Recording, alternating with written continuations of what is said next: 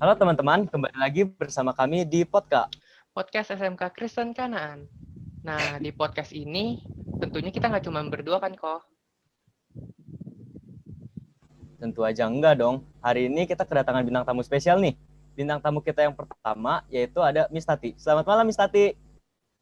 Selamat malam Andreas, selamat malam semua. Miss Tati ini merupakan salah satu guru di SMK Kristen Kanaan. Nah, untuk bintang tamu selanjutnya yaitu ada Ko Jeremy. Selamat malam Ko Jeremy. Ya. Malam semuanya. Nah, Ko Jeremy ini merupakan salah satu alumni dari SMK Kristen Kanaan.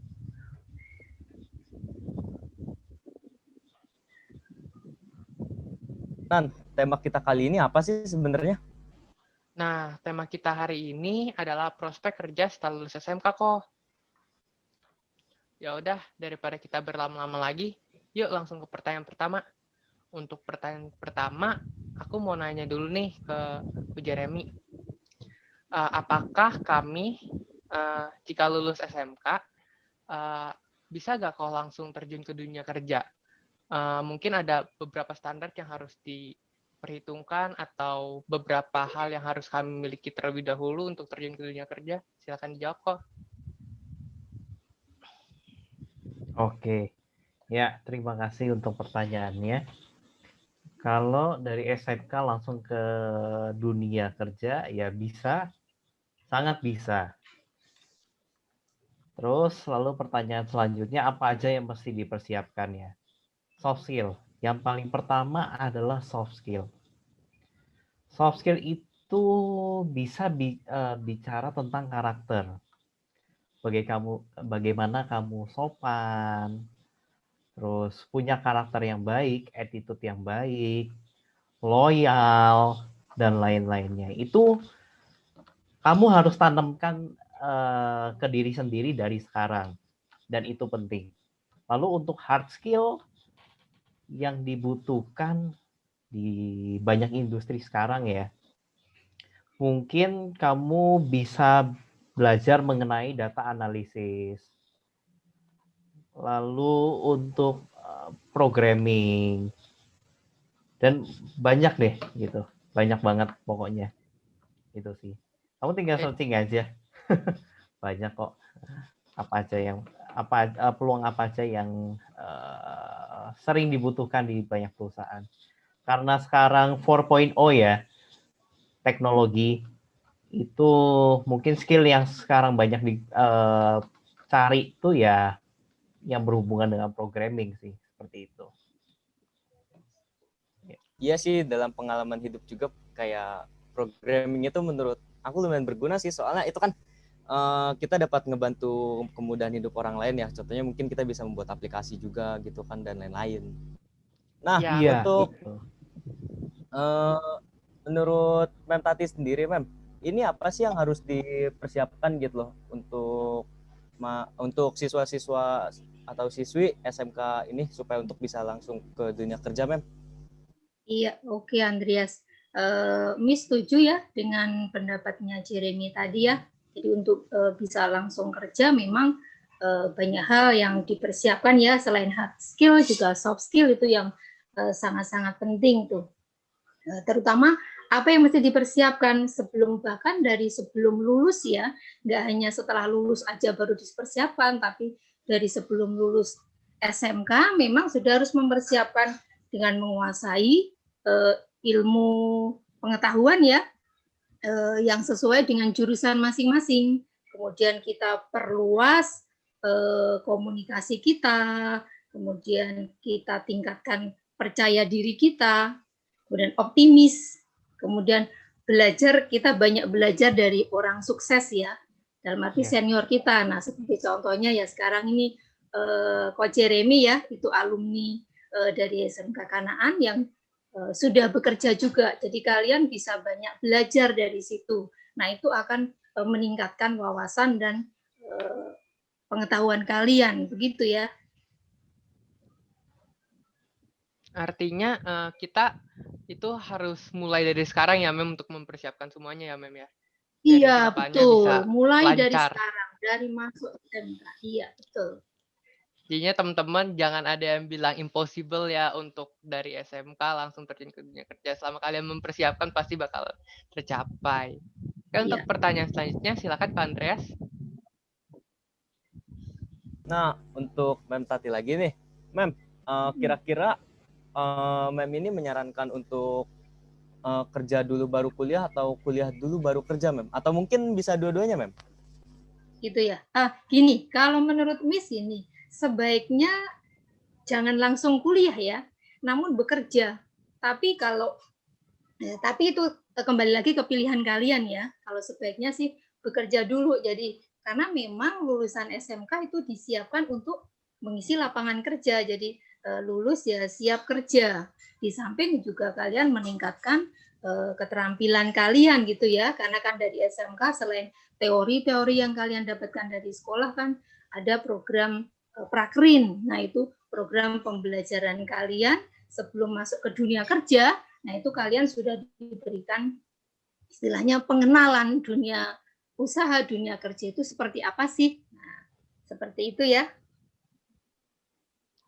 Oke, kalau dari Koko sendiri nih, Ko Jeremy, ada tips and trick gak nih dari untuk lebih milih kerja atau kuliah dulu atau dua-duanya? Kalau bisa keduanya, itu lebih baik. Saya juga setuju dengan pendapatnya Miss Tati ya, yang dimana sebenarnya SMK itu merupakan wadah untuk mempersiapkan mental orang supaya bisa langsung terjun dalam dunia pekerjaan, dunia industri. Cuma kalau kalian punya kesempatan bekerja sambil kuliah, itu jauh lebih baik lagi. Gitu. Balik lagi karena kebutuhan perusahaan sekarang, kalau mungkin kamu lihat di Jobstreet, JobDB, dan lain-lain, kualifikasi yang rata-rata diminta itu adalah S1. Apapun itu, S1 hukum, S1 psikolog, S1 teknik informatika, S1 accounting, dan lain-lain. Seperti itu sih. Gitu. Kalau ada kesempatan untuk kuliah, kerja sambil kuliah, ya lakukan keduanya itu. Gitu sih. Jadi secara teori kalian dapat di kuliah, secara praktek kalian juga dapat di dunia industri. Gitu. Oke, kalau denger-denger nih kayaknya kita dapat info nih, Koko katanya kerja sambil kuliah ya, Kok? Oh iya, info dari mana tuh? dari ya kakak-kakak kelas gitu deh. Kok kalau dari Koko sendiri ada tips gak nih, Kok, biarin kalau kita kerja sambil kuliah tuh bisa berjalan dengan lancar gitu, jangan kayak salah satu berat sebelah atau susah jadi berantakan gitu, Kok?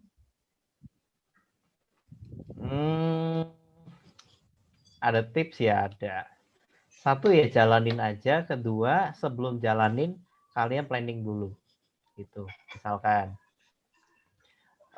di setiap hari Sabtu atau setiap hari Minggu, kalian sempetin 2 jam untuk kalian mikir 1 minggu ke depan kalian mesti ngapain. Apa aja yang dikerjain, dan deadline-nya kapan.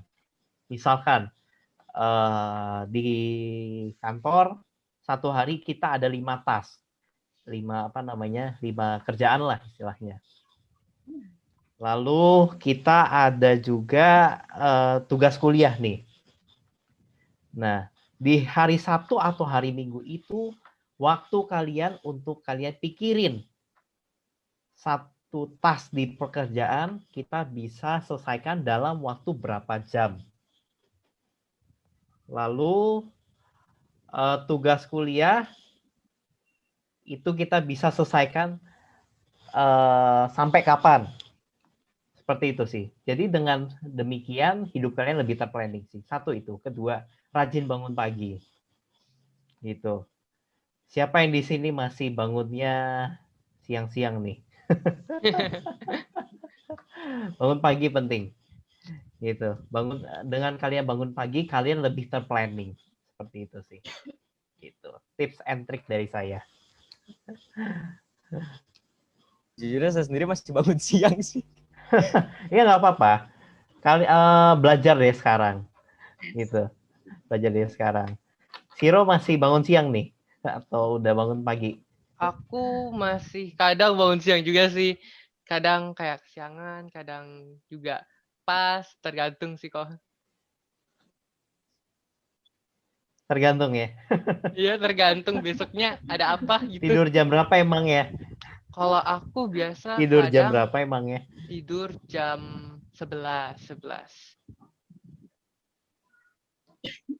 Jam 11. Ngapain aja tuh Kalau jam 11 kadang sampai tidur aku jam 11? misalnya kalau lagi ada tugas yang emang deadline-nya lama, tapi walaupun aku tuh nggak suka gitu kalau numpuk-numpuk gitu, jadinya walaupun deadline lama aku kerjain juga hari itu. Aku bablasin, kadang kebablasan sih, biasanya kayak gitu. Oh, bagus. Sampai jam 11 berarti kamu produktif tuh. Lalu Andreas nih, sampai tidur jam berapa tuh biasanya? Kalau saya Hari-hari. sendiri sejujurnya berantakan kok jadwal tidurnya.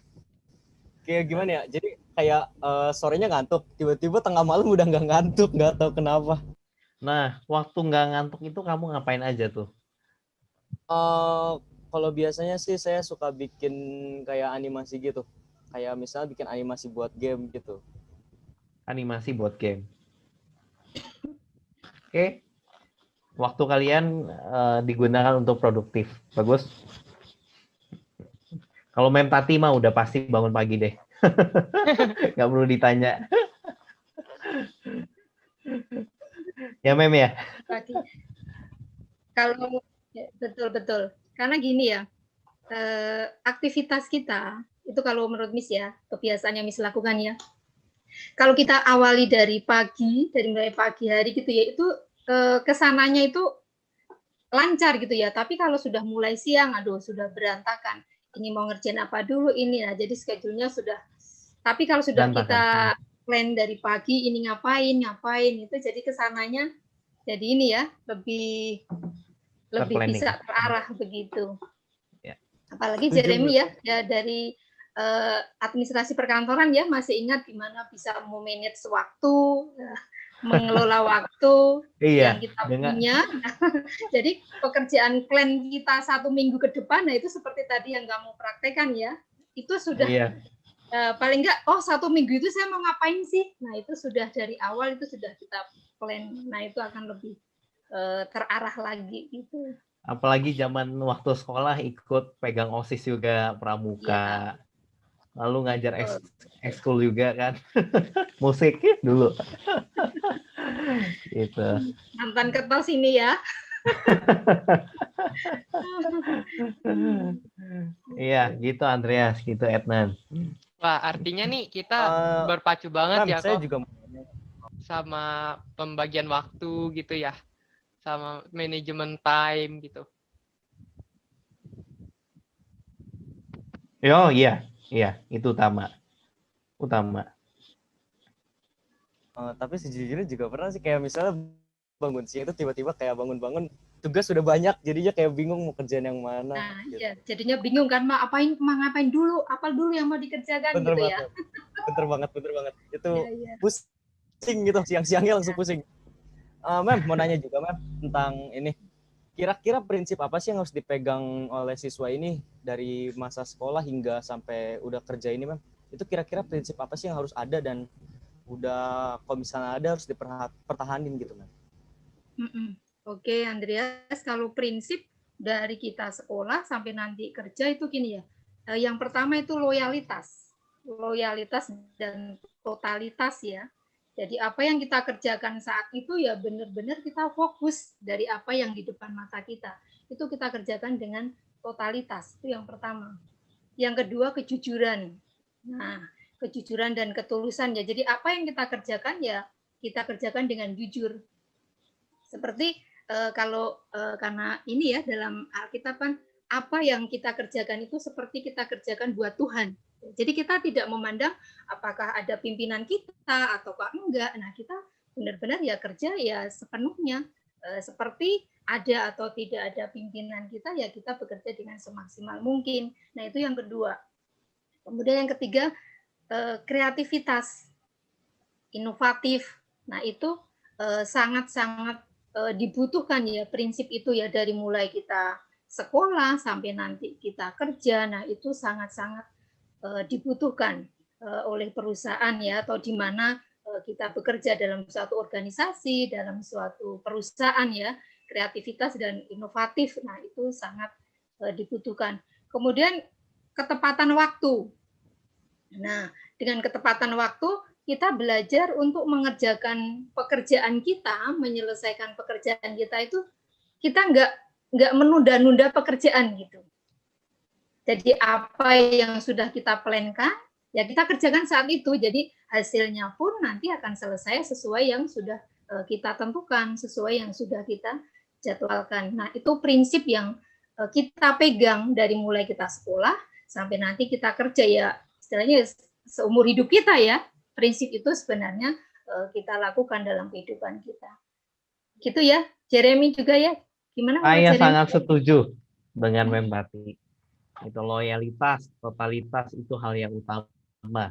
Iya. Gitu. Kalian nggak perlu pikirin imbalannya berapa sih gitu. Mungkin saat itu kalian nggak nerima imbalan yang sesuai, cuma nanti gitu. Iya. Nanti gitu. Betul, Tuhan nggak betul. tidur kok. Iya, Setuju iya. saya sama Bu Tati. Gitu.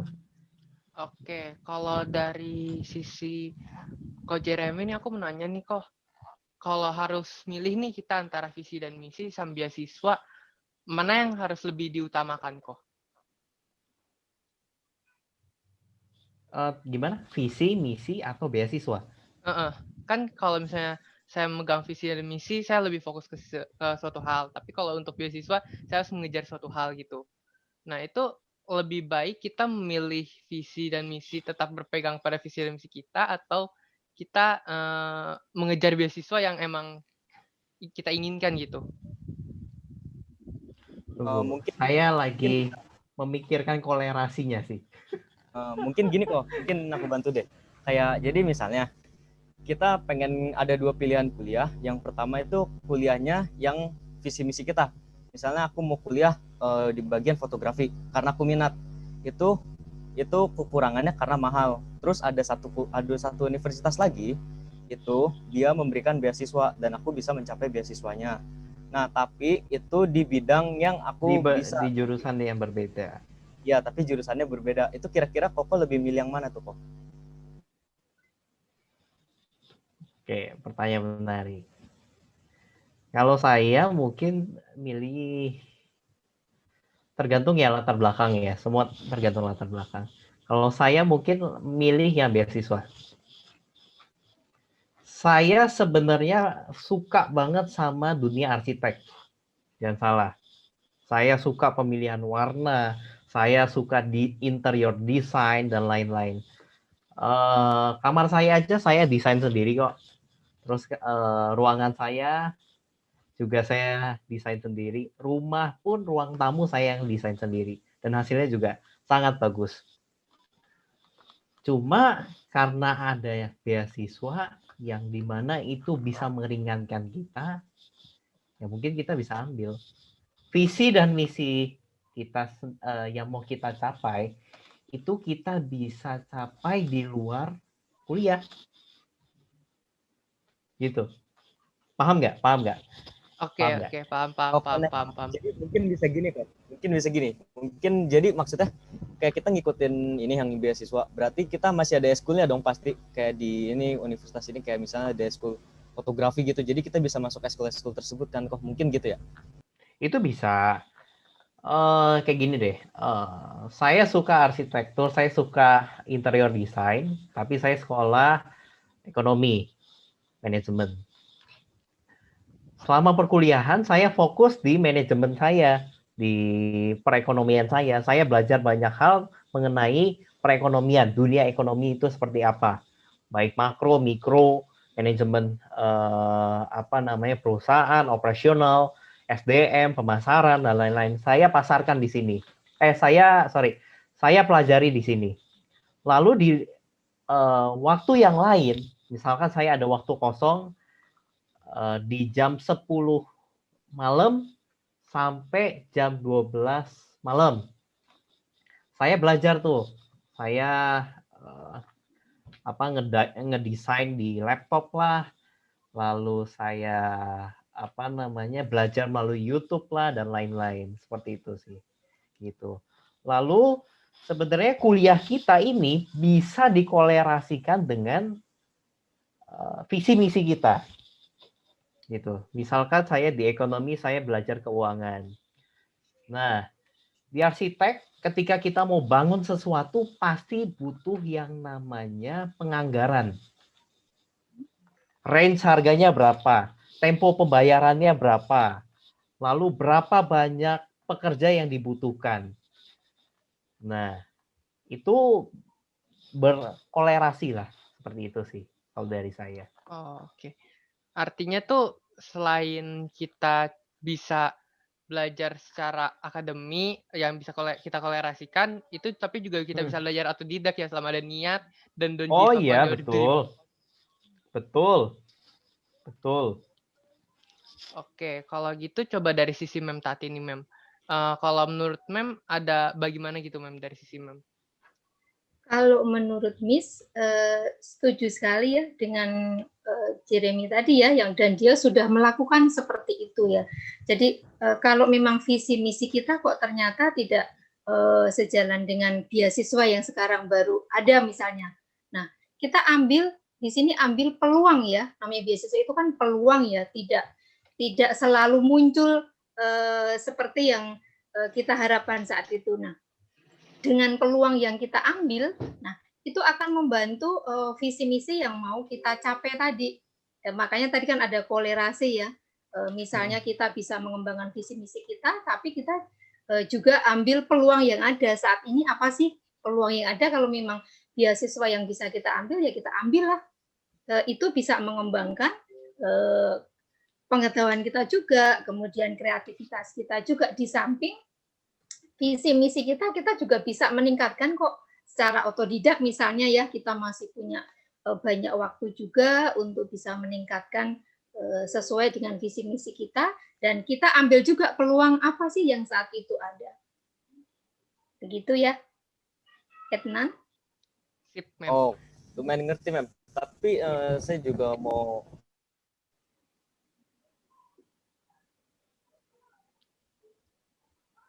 dipersilakan duluan. Oh, oke. Jadi artinya tuh selama ada peluang kita akan ambil dulu ya, Mem ya. Jangan kita biarkan peluang ini lewat karena peluang itu tidak dapat 2 kali ya datang ya. Sangat betul, jarang karena gitu peluang ya. tidak datang 2 kali. Iya, betul. Istilah kita jemput bola ya, begitu ya. Nggak boleh banget guys Betul. menyiapkan peluang guys. Selama ada peluang, ambil terus. Iya. Setuju ambil. Kayak main bola itu berarti. Mem, mau nanya juga, Mem, tentang ini. Mem ada kayak tips-tips gitu gak sih buat siswa-siswa yang ingin berkuliah supaya dapat meringankan beban orang tuanya gitu, Mem? Maksudnya meringankan beban orang tua gimana? Mungkin bisa dibilang kayak soal biaya, Mem. Kan biaya kuliah tuh kan tergolong mahal ya buat masyarakat gitu, Mem. Nah, oke lah. Kalau ini masuk ke biaya kuliah memang sekarang mahal ya. Nah, salah satu cara kita gimana kita membantu orang tua. Nah, dengan ada visi misi yang kita punya, kemudian peluang beasiswa tadi ternyata kok nggak sesuai ya dengan visi misi kita. Seperti Jeremy tadi, dia sebenarnya di arsitek ya, dia visi misinya. Tapi dia ambil peluang beasiswa apa yang saat itu ada, dia ambil itu salah satu usaha kalian juga ya, untuk ya setidaknya meringankan ya orang tua ya, untuk bisa kalian bisa mencapai sesuai dengan apa yang kalian inginkan. Itu salah satunya. Di samping juga ya soft skill kalian ya, kognitif kalian juga itu dipersiapkan dari sekarang. Jadi saat penerimaan di perguruan tinggi ya benar-benar prestasi kalian itu bisa dipertimbangkan begitu. Dengan prestasi kalian di sekolah, itu kan salah satu usaha kalian untuk meringankan beban orang tua. Oke. Kalau fasilitas itu kita kan bakalan kuliah nih, Mem. Nah, itu kita juga membahas prokernya setelah kita lulus SMK. Kan biasanya kan kuliah ada beberapa yang bagus dengan fasilitas yang bagus. Nah, kita di sini kalau misalnya dalam kasus ini saya sambil kerja gitu. Nah, itu kemungkinan kita masih bisa gak sih Mem untuk mendapatkan namanya sekolah atau kuliah dengan fasilitas yang bagus gitu Mem. Karena kan kadang ada beberapa karena sambil kerja, nah kalau saya maksain dengan harga yang mahal dan fasilitas yang bagus tidak tercapai nih gitu. Kalau dari Mem sendiri pendapatnya bagaimana nih Mem? Menurut Miss sih sangat-sangat bisa ya, sangat-sangat bisa disesuaikan tadi dengan prestasi kita, kemudian peluang yang ada melalui beasiswa yang bisa kita ambil, tapi juga kita kalau sambil berkuliah tadi ya, tadi yang Ednan tanyakan kan bekerja sambil berkuliah ya, apalagi sekarang kan kalian termasuk di era zaman milenial ya, itu sudah nggak asing lagi gitu kalian bekerja sambil berkuliah. Nah, itu sudah tidak asing lagi karena tadi akan banyak hal yang bisa membantu kalian di satu sisi dalam pekerjaan kalian, juga dalam perkuliahan kalian gitu. Asal kuncinya tadi bisa membagi waktu. Begitu. Kemudian prinsip-prinsip tadi yang memang harus ada di kalian mulai dari sekarang sampai nanti kalian kerja itu kamu pegang prinsip itu. Nah, itu menurut Miss akan bisa terlaksana dengan baik. Begitu. Oke deh, Miss. Oke, kalau gitu aku mau langsung ke bintang tamu selanjutnya nih. Aku mau nanya nih ke Kak Jeremy. Kok kalau misalnya kita sebagai siswa, kita kan sekolah nih. Nah, kita lulus, kita kuliah nih. Nah, kita mau kuliah tapi kita ngambil double degree. Nah, tapi kita mau kuliah sambil kerja. Itu ada kemungkinan nggak sih kok bisa dilakukan kok double degree sambil kerja? Bingung. Kalau bisa mah bisa aja kali ya. Soalnya kamu kerja sambil kuliah. Kerja pagi, kuliah malam. Sampai Jumat tuh biasanya. Lalu kamu ambil lagi di kuliah khusus Sabtu Minggu. Sabtu Minggu. Ya jadi dah tuh double degree. Kalau kamu nggak capek mah. Saya sih nggak mau ya. Cobaan banget ya kok ya kayaknya ya. Bakalan berat banget ya. Bukan cobaan, tapi pilihan saya nggak mau. Oh, Tapi oke, memang oke, pilihan oke. saya nggak mau. Mending Karena saya ambil S2 setelah saya lulus S1. Daripada saya ambil double degree plus saya kerja. Kalau mau ambil double degree, mending usaha deh. Gitu. Mending usaha. Menurut saya seperti itu. Kalau menurut Mem Tati bagaimana tuh? Itu kembali lagi ke kita ya, karena itu pilihan juga ya. Karena kan kadang ada juga ya yang kerja, kuliah diambil di satu jurusan, tapi masih ngambil juga jurusan yang lain, tapi ya itu tadi, aduh jadi gimana bagi waktunya gitu. Tapi kembali lagi ke kita, kalau kita bisa bagi waktu, kita dengan tadi yang prinsip-prinsip, kembali lagi ke awal yang prinsip tadi ya, itu benar-benar bisa kita aplikasikan ya, itu bisa juga sih, karena kan nggak ada yang nggak mungkin ya, kalau ada niat begitu. Cuma yang memang berat sih. Kalau Miss ya, pilihan ya kita fokus dulu, fokus di satu. Kalau mau ambil S1 jurusan apa, oke lah itu selesai dulu. Sambil kerja ya mungkin kan sambil kerja kita. Setelah selesai, oke lah kalau mau kita menimba ilmu lagi, ambil S2. Tapi S1-nya ini dulu, kelar dulu begitu ya. Jadi fokus di satu dulu gitu ya. Jangan tiga double degree tapi nanti nggak maksimal semua begitu. Gitu kalau menurut Miss nih. Gitu. Jadi pilihan itu, pilihan. Tapi kalau bisa bagus gitu, bagus. Selagi kita muda ya, ini kan ada waktu, oke, silahkan gitu. Gitu. Bener. Itu bakal capek banget sih kayaknya feel-nya itu. Tapi ya benar-benar capeknya. Iya. Bener-bener capek sih. Mungkin di Indonesia juga ada seperti itu, mungkin ada ya, cuma kita nggak tahu. Mungkin kamu bisa tanyain tuh kalau kamu ketemu gimana cara bagi waktunya. Gitu. Seperti itu sih. Oke, kok mau nanya dong, boleh bagi-bagi gak nih apa pengalaman Koko sendiri kayak misalnya awal pertama masuk kuliah itu rasanya gimana dan ngalamin ospek itu gimana sih kok rasanya gitu, pengen tahu jadi. Biasa aja ah. Saya ospek biasa aja gitu loh. Karena mungkin saya dulu juga udah terbiasa sama LBK ya. LBK di waktu di Tanjung Pasir itu loh, Mem. Dulu Iya, iya, iya, zamannya betul. saya dijemur jam 12 siang. Makan di atas terik matahari. Jadi kalau ikut ospek-ospek itu mah biasa banget gitu. Nggak ada yang menantang Oke. lah gitu. Karena Seperti sudah itu. pembelajaran ya dari Iya, sebelumnya ya, dari dari SMK. dari OSIS. Iya. Itu makanya penting sekali ya, kalian nih Etnan, Andreas, Tobias, Daniel ya, kalian ikut organisasi OSIS ini sangat-sangat membantu ketika nanti kalian mau kuliah, ketika kalian mau kerja. Nah, itu pasti itu kalian temuin lagi. Kalau sebelumnya itu kalian sudah pernah melakukan, pernah mengerjakan, pasti udah nggak ini lagi ya, Iya. nggak asing Betul. lagi lah. Begitu. Betul. Karena pengalaman kamu di organisasi itu yang kamu bisa ambil. Saya nilai akademis di SMK juga biasa aja ya, Mem ya. Cuma karena saya ikut organisasi aja. Gitu. Saya dari kelas 10 sampai saya mau lulus itu saya ikut organisasi itu. Terakhir kan panitia itu tuh, Bu. Yearbook dan lain-lain. Iya. Betul. Iya. Gitu. Tapi untuk berorganisasi memang banyak sangat-sangat membantu ya, Jeremy ya. Di situ Sangat dari membantu. iya, jadi gimana kita mengambil keputusan, gimana kita memberikan pendapat. Nah, itu sudah banyak kamu pelajari ya ketika di SMK. Nah, itu kan jadi modal awal kita juga ketika Iya, kita betul.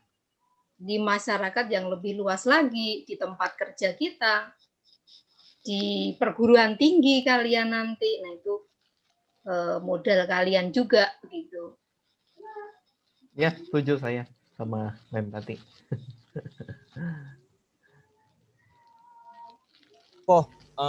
Ini kan pernah nih lagi tuh diceritain sama Mem Tuti itu Koko kan kelas 2 langsung jadi ketos, itu gimana sih kok caranya? Kayak apa yang Koko perbuat gitu bisa nyampe ketos tiba-tiba gitu. Itu amazing loh Koko menurut aku sih. Dari awalnya Ini bandel. lucu. Ini lucu. Ceritanya lucu. Jadi saya kelas 10 tuh sebagai OSIS diperbantukan di olahraga. Lalu saya aktif. Tapi nilai akademis saya biasa aja gitu loh. Bener-bener biasa lah gitu. Nah, seketika muncullah 3 nama kandidat ketua OSIS. 2 yang lain pintar-pintar. Saya cuma dijadikan cadangan waktu itu. Ingat banget saya.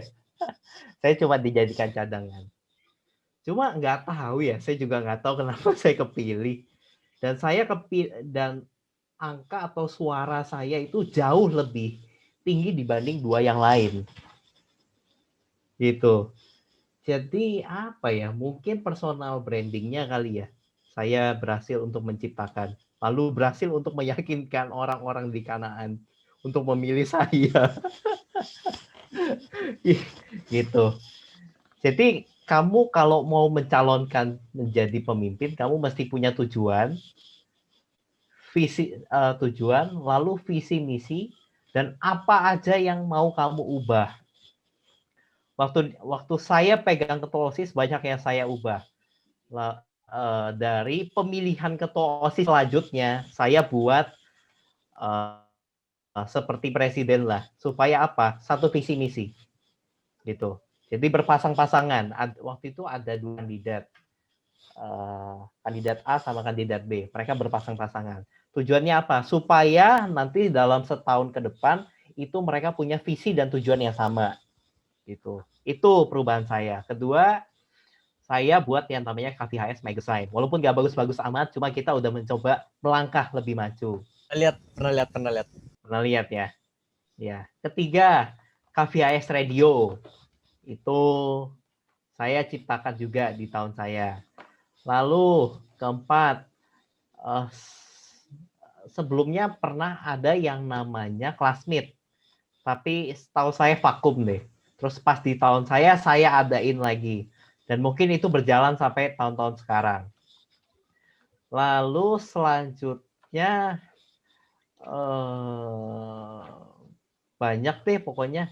Banyak banget. Lalu kita buat juga ekstrakurikuler musik.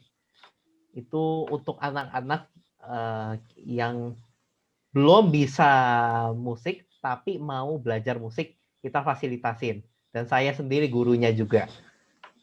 Nggak saya sendiri sih, ada teman-teman saya juga yang bantuin juga. Seperti itu sih. Gitu. Saya terpilih mungkin karena saya punya tujuan dan punya visi misi seperti itu. Dan saya punya tujuan OSIS SMK Kristen Kanaan ini persaingannya bukan dengan sekolah biasa lagi, tapi sekolah minimal nasional plus ke atas. Waktu itu visi misi saya seperti itu. Makanya kita buat juga ada tim IT khusus untuk SMK Kristen Kanaan. Yang kelola siapa? Anak-anak SMK sendiri gitu. Dulu kita punya website sendiri tuh ya Mem ya. Untuk Iya. OSIS-nya. Seperti itu, Ethan. Seperti itu, Andreas. Oke, hebat banget ya, artinya tuh udah tertata banget ya kok ya, harus menjadi orang yang bisa menata Ya, segala biasa hal. aja sih. Saya punya teman-teman yang lain juga bagus. Jadi semuanya bisa terlaksana dengan baik. Kerjasama Seperti itu. dibutuhkan ya artinya ya. Sangat kerjasama sangat dibutuhkan. Sangat banget itu. Oke, Gitu. kalau gitu aku mau nanya deh sama Mem Tati. Mem, kalau misalnya kita mau ngadain, kami nih udah lulus nih Mem. Nah, otomatis kami harus milih dong untuk kerja sambil kuliah, dan kerja. Nah, tanggapan Mem bagaimana sih Mem kalau misalnya ngelihat yang lulusan-lulusan ini tuh ada yang ngikut-ngikut Mem, masih ngikut-ngikut gitu. Jadinya dia belum menentukan sendiri nih, setelah dia lulus tuh dia mau apa, jadinya gitu Mem. Dari Mem sendiri bagaimana Mem, tanggapan Mem? Ya. Maksudnya ngikut-ngikut ambil jurusan apa di perkuliahan begitu atau Iya. gimana? Iya Mem, jadi masih belum ada pendirian yang tetap gitu dalam dirinya untuk melanjutkan ke pembelajaran selanjutnya. Oh gitu ya. Kalau menurut Miss, kalau sudah lulus dari SMK, ya setidaknya gimana sih passion kita ya? Kita itu sebenarnya mau kemana sih? Gitu. Apakah kita mau kerja dulu? Apa kita mau kuliah dulu? Atau kerja sambil kuliah? Nah itu kan harus direncanakan dulu ya.